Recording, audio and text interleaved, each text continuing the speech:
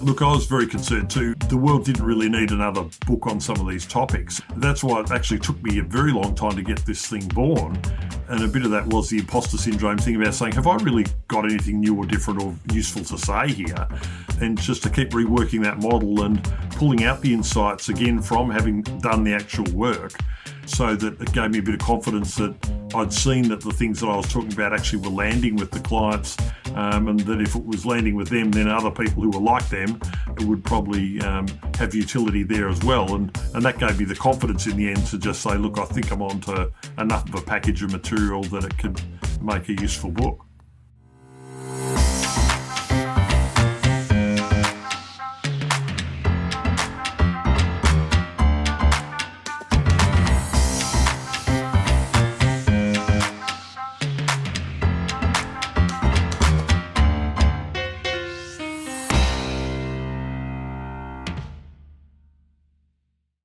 Well, hello there, ladies and gentlemen. Welcome back to another edition of the business of being an author, not business of being an author, but a business of being an author podcast show. It's getting late in the day.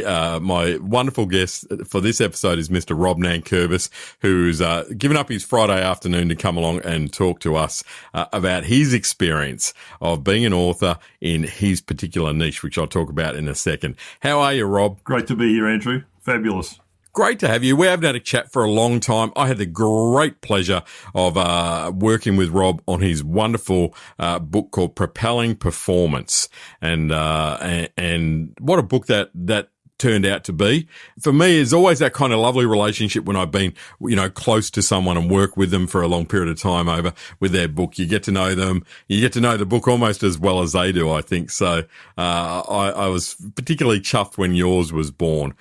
Now, we first met years ago doing an entrepreneurial program. You had really just left then one of the big four, right, at that stage?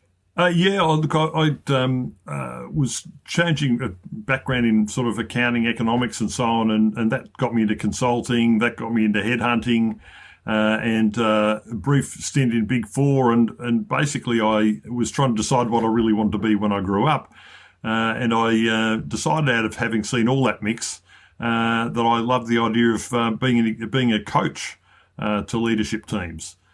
Because I'd seen all sides of it, and I thought, look, I think there's a different way to help people. Yeah, nice. And so that's what you to do today. You're an executive coach, but there's a kind of broader approach to what it is that you do.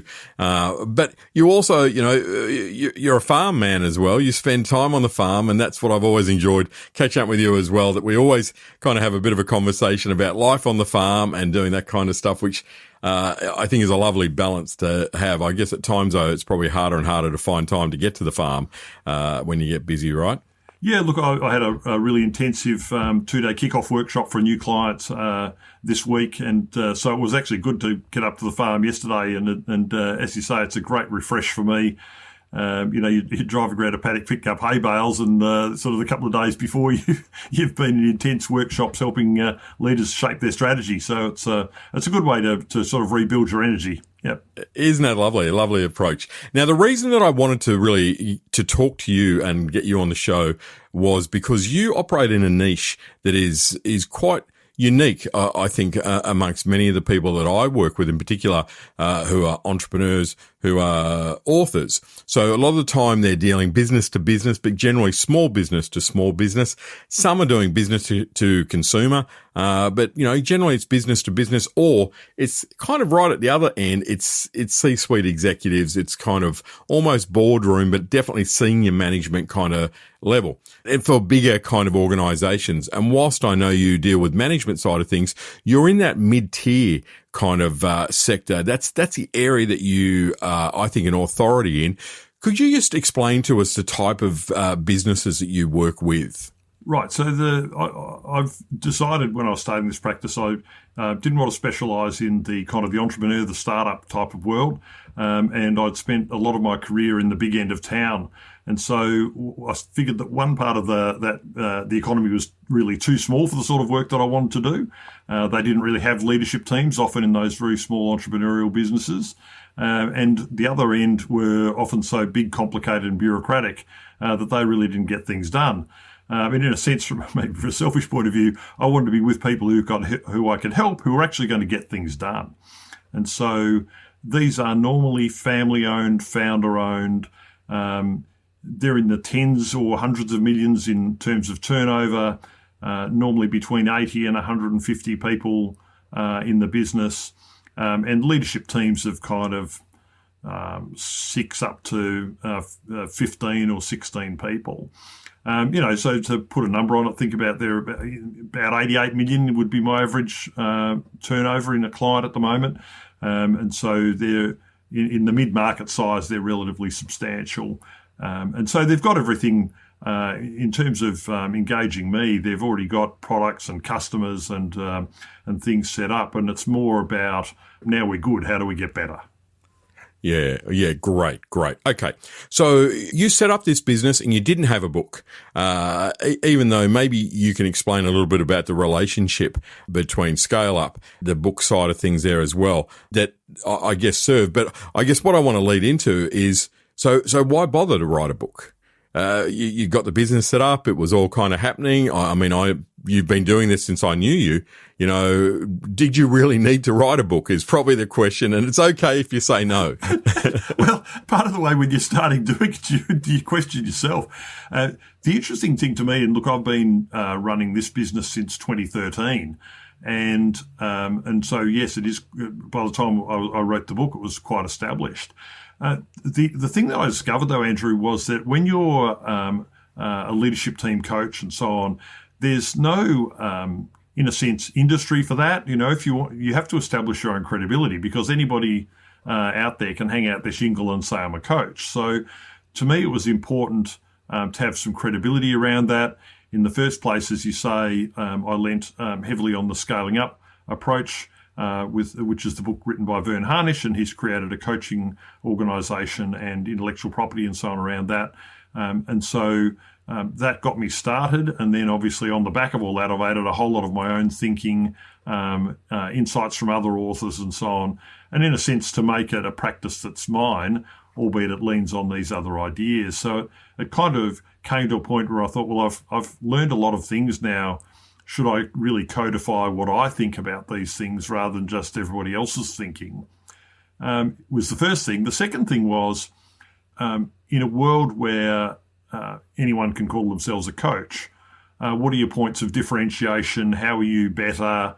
And where's the credibility call-outs on that? And to me, that was things like writing a book, writing a newsletter, which I've been now doing for over a decade.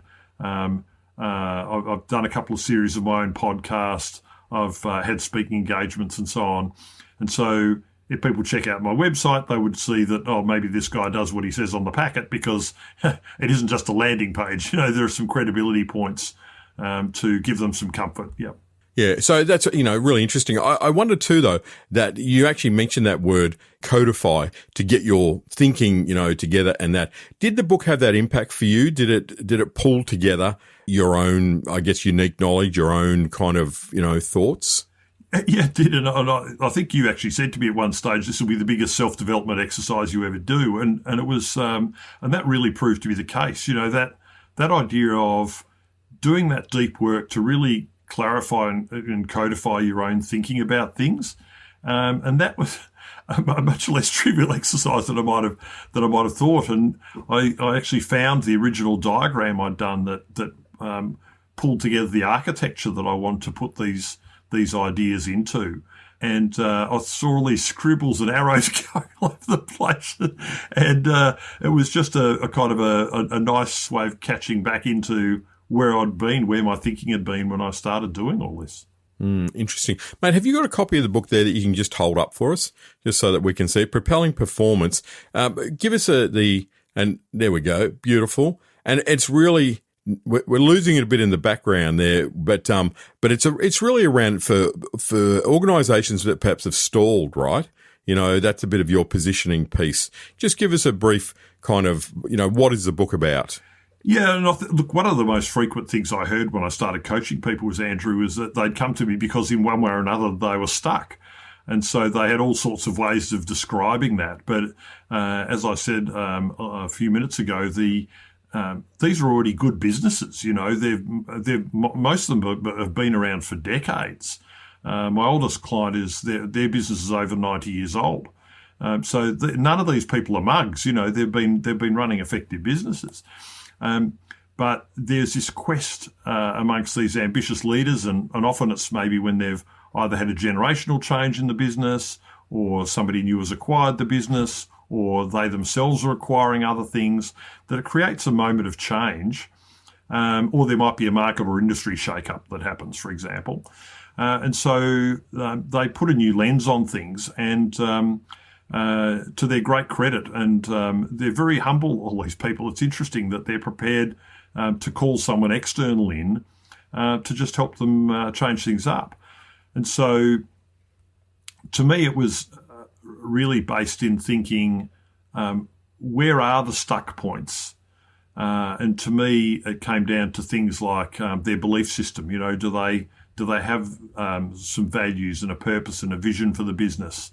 Or is it more to do with their strategic ideas? You know, what do they want to conceive about their business in terms of, you know, who they're serving and the business model and the risks they're facing and the strategic choices they make? Or is it actually more about how they achieve those things in the execution side, about the people that they put in, the processes they put around them, the structures they have, and so on? And so, kind of born out of my experience of being a leader myself and understanding, well, you've got all these levers you can pull, but which one do you pull and in which order, right? And I saw other people having the same wrestle, Andrew, and I thought, how do I make this simple? And I said to this group last week, I said, my job is to make your job easier, you know, as a leader. Yeah, interesting. Mate, you were doing this work long before the book came out. You know, you're doing it afterwards. What have you noticed the difference in your clients, your prospective clients? Are they being more discerning? Are they doing more homework on who they want to work with? Do you have to show your credibility more now than perhaps you did in 2013 when you were starting? Or I mean, it's probably easier now. You've got more of a track record, but you had a pretty impressive kind of background up until then. But I guess what I'm alluding to is you deal with a sophisticated market. I've noticed a difference in certainly many different markets where people that are buying coaching, they're asking bigger questions. They want more proof. They want more credibility. Are you finding that in your kind of mid-tier market as well? I think certainly for the speaking engagement stuff, I mean, they would expect to see people who, you know, can speak. You know, they're not necessarily going to take on a newbie, are they? It's what are your proof points? Have you got a book? Have you spoken before? Those sorts of things. In the leadership team coaching that I do, I'm grateful that it's all repeat and referral for me now. So it's more if somebody's referring me, what can I do for them? So I'll send them a book, for example, or leave them one when we meet, just so that there's that sense that there is something behind this guy. And I think that's right, that it is a progressively more educated market. People can easily find things out.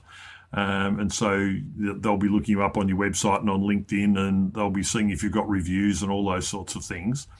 And you know, is your book any good? You know, what's the caliber of your thinking and so on?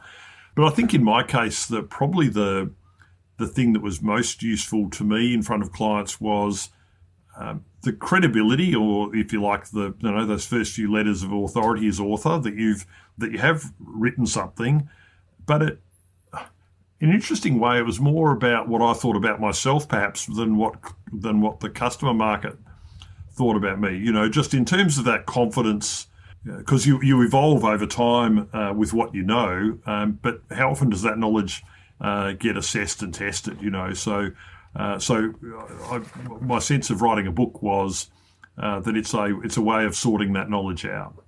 That's really interesting, and thanks for sharing that. That's a great kind of end result of having a book, that it does give you that confidence. I mean, when I first started writing books, I didn't really have that confidence because I didn't really believe in the quality of the book. I didn't think it was anything revolutionary because I kind of thought what I was writing about, everyone already kind of knew. But after getting feedback from lots of writers and then getting booked for speaking and, getting booked for coaching and on the book topic, and then having people kind of quoting the book back to you and, telling you what they loved and what they liked about it, and just seeing the look in their eye as different, I started to understand that, Rob. I understood what the real credibility piece of having a book actually was. And that was really profound for me. It just took me a while to believe it, when you have self-doubt or imposter syndrome or all of those bloody things, it's difficult. So I really like that you say that in a humble kind of a way, that it made you feel like I've kind of got the stripes and I've got the credibility piece. And that the ideas stand up, it's, and I'm also very aware, Andrew, that when you're doing this work, it's a huge responsibility. You're playing with a very, in a sense, pretty large enterprise. Lots of people's livelihoods are depending on it. It's not a trivial matter, and the ideas and the approach have to be robust. And it's been useful, as you say, getting that feedback. I got a message from one of the old clients who'd been on a plane. He sent me an email. He said, I just wanted to let you know I've been reading your book and I'm really enjoying it. I'm getting a lot out of it that reinforces what we did when we were working together. And it was that sort of, just those little touch points that showed you that here's someone running a substantial business and this is meaningful to him. And that was important to me. And I think the other thing that I found important, and I think I said to you when we were working on this thing has to thud when it hits a desk. This has got to be in some way a substantial book, because the people that I deal with read other substantial books. So there's no point in me writing to your point about what's different about that market, there's no point writing a brochure, right? It's another great point that you make. And one of the things that I really drive home in my new book about the business of being an author and here is, if you want a book to do heavy lifting for you, it's gotta be world class. It's got to be at such a standard for your target market. And if you're talking to leadership market, is the most sophisticated audience, and they read a lot. They listen to a lot of books. They go to a lot of conferences. If you open up your book and the opening quote is Simon Sinek saying you got to start with why, they go, well, that was great 25 years ago, and we've heard it 17,000 times. Then they'll put the book down. It won't even, so that lack of awareness, for an author, if you're, trying to enter a market, you've got to know your market and you've got to be really aware of, their level of sophistication. I think another interesting question I would have, and it's probably a bit of a leading question, but because you'd been doing what you do for, quite a while before you wrote the book, do you think your book was better as a result of being in the trenches for those years before you actually wrote it? Oh, for sure. It's and part of that was that you had the experience of having done the actual work, so that I then found myself writing about things that I'd actually done. It wasn't a philosophical book. And also to be able to draw on the client examples and experiences, and very gratefully a bunch of the clients gave me testimonials for the book and my work. So it was a much more useful time for me to have done it in that sense. Yeah, I think that's interesting. And anyone who's kind of listening or watching this might be going, have I missed the opportunity? And I don't think you ever miss the opportunity when it comes to writing a book. I got a client of mine. He's 78, just emailed me today. It's 10 years since he published his first book. And he's going, well, I think it's time for me to do my second book. I've still got a few years left in me. He said, the only difference will be now that I probably care a little bit less about what I say. And it's, this could become my rant book of, all that pent up stuff that I've got to get out. But I think wherever you are is the right kind of place to be able to write that book. But there is definitely something when you're kind of targeting a mid-tier market, a sophisticated market, I think they're going to pick up pretty quickly if they read your book and it lacks substance. You would know, and it would become a book that would actually be an anti-book. It would work against you. And unfortunately, I do see a lot of books like that, which are, I think, therefore it is kind of style, as opposed to perhaps the author. And what you said before, I think, is so critically important. So the author that gets how important their role is when they're coaching, when, the responsibility piece that you have. I wish more coaches actually took that responsibility seriously, because you have the livelihood of that organization. Now, that may sound dramatic, but they're trusting in you. They're listening to you. They're being advised by you. It's a big deal to do that. And I think that it's important that we treat it, writing that book, so seriously. And I know you did. I know for you, it was so critically important on many different levels, as well, because you're also representing Vern Harnish, you were, your own business existing and your own clients. So the fact that you take it and took it so seriously is such a mark of who you are, as well, Rob. I'm so impressed with that. So in general, you built the book in, it gave you the credibility, you marketed it well, you launched it, you engaged with your clients when you were writing it, which is a great strategy again to, get your input from your clients. I think, let them know, get them to do testimonials, etc. Then you incorporate it into your prelim business development, leads, etc., building it into your kind of workplace as well. So did you find again that your clients were I guess, talking back to you with the knowledge that you had, were they able to kind of use the information in the book? Are you turning up to workshops and they've all got a copy of the book there with Post-it notes in it? Is it at that kind of stage? It was actually interesting. This guy, I started with this business, previous client that had from one of my very early client businesses, and he's become CEO of a new business now, and he's just brought me in to work with them. And he's actually been a very strong advocate of the book, and what he's learned from me and the book. And so I had a copy for each of the leaders that I gave them on at the start of day 2. Just gave them that as a gift for being at the workshop and so on. I learned from you, mate, about handing gifts out to workshops, but hand them out, yeah. And so in a way though, it's also a reminder to the guys who were in the room who hadn't had that exposure to my work before that, here's some written work that I'd done that's I guess is another little ongoing piece of the workshop they can carry forward. Yeah, really, really interesting. Again, have you done any kind of other, promotional campaigns with the book? I know it's not really, the way that you do it, but is there anything that you've done where you go, oh, I did this and it was really, that actually was kind of interesting, the result that got, not necessarily translating into business, but it's like I utilized my book in a way that was quite clever. And it might have even happened accidentally. It might be a partnership, someone who maybe you've got the book in the hands of that's giving you that, positive reinforcement. Anything that springs to mind for that? Yeah, well, I mean, one of the disappointments actually, Andrew, in launching it was that basically I finished it during COVID, and got published in 2020. So we had actually a launch party booked. An actual physical event, which at the start of 2020, which we couldn't have. So at the start of 2021, after the book got published in 2020.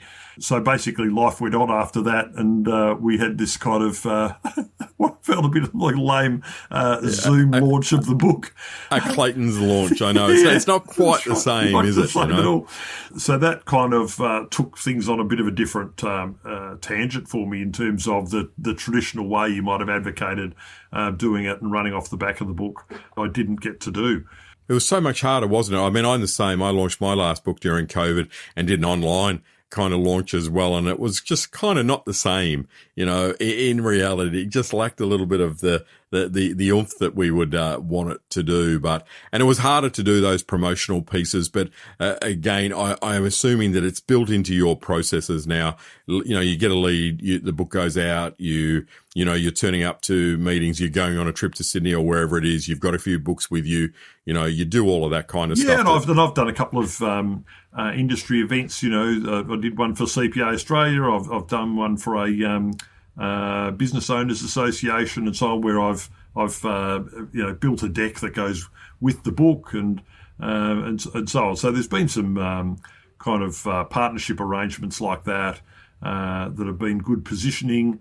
and an opportunity to talk about the book and talk about the ideas from it and the model from it. And I think that was part of the other side of it in terms of being a bit deliberate about how I structured the book so that I could talk to the model.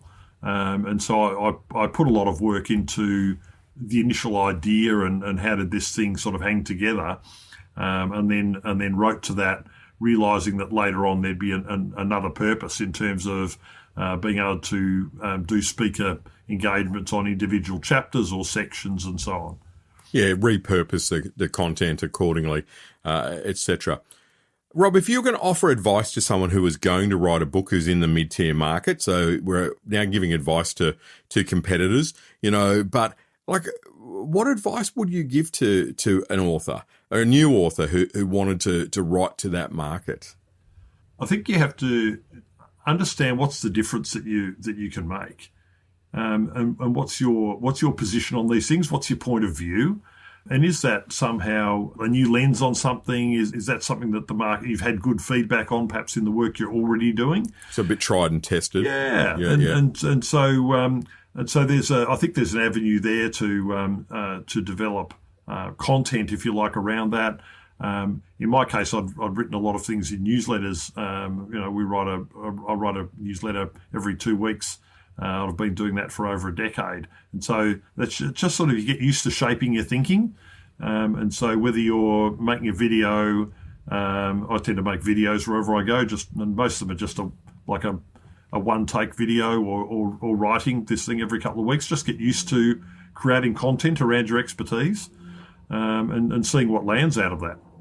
Yeah, do a bit of that test. I think if you're working as you did before, like, I think it's hard. I can imagine if you wrote a book first and said, now I'm going to go out and try and build my business around this, I think the thing that you'd figure out straight away is that you've missed the mark, because there's something that you just, you learn stuff just by being in the field doing the work. So I think the model that you took is a good one. And I think you're right there too. I think that these days, if you're writing to a sophisticated market, you can't serve them tripe, or as I would say, you can't put lipstick on a wombat, right? You can't try and package this beautiful kind of, I'm going to transform your book's leadership book, and the first page quote is Simon Sinek saying you got to start with why. You have to have something of substance to stay. You've got to be able to, show a transformation of some sort, or you've got to, show that you understand that it's a sophisticated market, educated market, etc. I mean, I've talked to publishing companies over the last few years and I said the world needs another leadership book like it needs another Saddam Hussein. And, we don't want another 60-year-old white guy doing I think, therefore it is as a leadership book, which is what most leadership books still are. And it's, and that's coming from a white 60-year-old guy, but you've got to have something different to say. You've got to have something unique to say. You've got to show that you really understand the reader and where they are in their journey. Like a mid-tier company, as you're saying, they're on a journey to become a big company. You learn quickly if someone who's trying to work with you doesn't really understand your kind of business, so. And I was very concerned too, as I think I said to you at the time, the world didn't really need another book on some of these topics. And that's why it actually took me a very long time to get this thing born. And a bit of that was the imposter syndrome thing about saying, have I really got anything new or different or useful to say here? And just to keep reworking that model and pulling out the insights again from having done the actual work. And so that it gave me a bit of confidence that I'd seen that the things that I was talking about actually were landing with the clients, and that if it was landing with them, then other people who were like them, it would probably have utility there as well. And that gave me the confidence in the end to just say, look, I think I'm on to enough of a package of material that it could make a useful book. Yeah, great. Look, mate, thank you. I think we've got what we want. I think we've kind of shared that point. Thank you for your generosity. Folks, reach out to Rob. He's one of the loveliest human beings on the planet. www.robertnankervis.com. And we'll obviously put the link in the show notes and all of that kind of stuff. And I'm just so grateful to you for sharing those insights into when you wrote your book, approaching that mid-tier kind of market. all of that. I just have one more question, Rob, actually, that I've got to ask you. It's been a while since you've written a book. You know what that means, right? I know. What am I going to ask you? I'm going to wait till I'm 78 like the other guy. What's your next book going to be? Are you ready to write your next book, No, Rob? I have actually got 2 more ideas in the pipeline. It's yes, we need to talk about that. We need to talk. Get your people to talk to my people. I'm sorry, mate. I tend to try not to do that and put people on the spot. I was genuinely waiting for that. I know, but you knew it had to come. You knew it had to come. And the reason that I think you need to write another book and keep writing is because you have something of substance to say.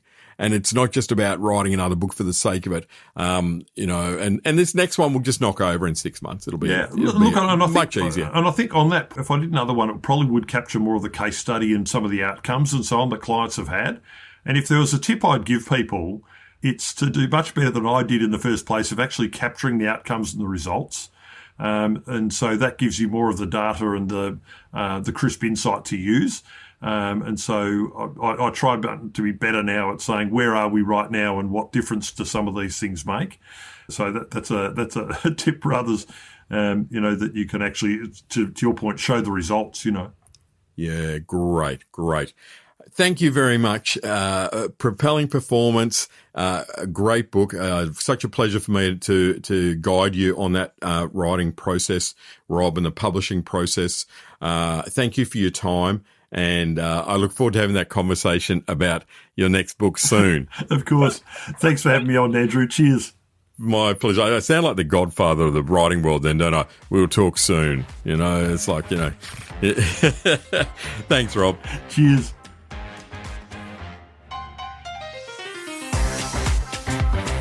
Thank you very much for sticking around.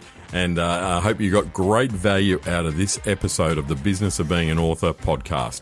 Now, I'd also like to say that, of course, there is a book out called The Business of Being an Author, and it's all about the things that we're covering on the podcast, and I think it's perfect for any of you who are aspiring authors ready to really leverage that book.